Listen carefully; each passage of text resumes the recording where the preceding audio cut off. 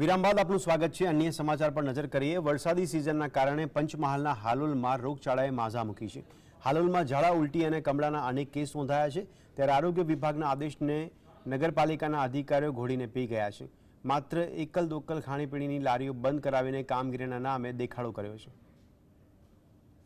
હાલોલમાં ઝાડા ઉલટી અને કમળાના અનેક કેસ મળી આવતા આરોગ્ય વિભાગ દ્વારા હાલોલ નગરપાલિકાને ખાણીપીણીની લારીઓ બંધ કરાવવાની સૂચના આપવામાં આવી, પરંતુ નગરપાલિકા દ્વારા પાણીપુરીની માત્ર અમુક લારીઓ બંધ કરાવીને બાકીની પાણીપુરી વેચતી લારીઓ તેમજ ખાણીપીણીના સ્ટોલ ચાલુ રહેવા દેવાથી નગરપાલિકાની નીતિ સામે પ્રશ્નો ઉભા થયા।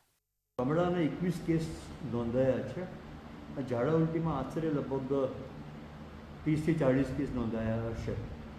આમાંથી કોઈ પણ કેસ ગંભીર હાલતમાં દેખાયો નથી। થોડાક દિવસોમાં જે કમળાના કેસોમાં થોડો વધારો જોઈ રહ્યો છે એ અમે એનું ઓબ્ઝર્વ કરી રહ્યા છીએ અને એના માટે અમારા જે તાલુકા હેલ્થ ઓફિસર છે તેમને જાણ કરવામાં આવેલી છે।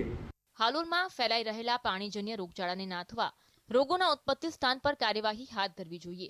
તેમાં કેટલીક લારીઓને ચાલુ રાખવા માટે છૂટછાટ આપવામાં આવી હોવાથી વેપારીઓમાં રોષ જોવા મળ્યો હતો કે જેમ કે બીમારી ફેલાઈ છે તો આ બીજા બધા જેટલા બી નાસ્તા છે એ પછી કોઈ બી ધંધાનો હોય, જેમ કે ચાઇનીઝ હોય કે પછી પાવભાજી હોય કે સમોસા હોય કે ભજીયા હોય કે બીજા બી હોય, તો બીમારી ફેલે તો બધાથી ફેલાય। તો એના માટે અમે એક જ રિક્વેસ્ટ કરીએ છીએ કે બધાનું બંધ કરવું જોઈએ। જેટલા દિવસ માટે બી તમારી જે ઈચ્છા હોય કે જે તમારા ઉપર તો આદેશ હોય એના માટે અમે પાલન કરવા માટે તૈયાર છે। 7 દિવસ માટે નગરપાલિકાએ બંધ કરાવી છે, તો અમુક જગ્યાએ લારી ચાલુ છે પાણીપુરીની, અમુક જગ્યાએ બંધ છે।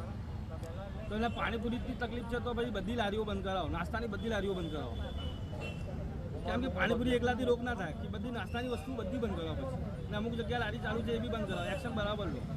રોગચાળાને નાથવા માટે ખાણીપીણીની તમામ લારીઓ પર કાર્યવાહી કરવાને બદલે અમુક ઠેલા બંધ કરાવાયા છે, જેને કારણે હાલોલ નગરપાલિકાની કામગીરી પર લાગવગશાહી ચલાવવાની તેમજ વાલા દવાલાની નીતિ ખુલ્લી પડી ગઈ છે।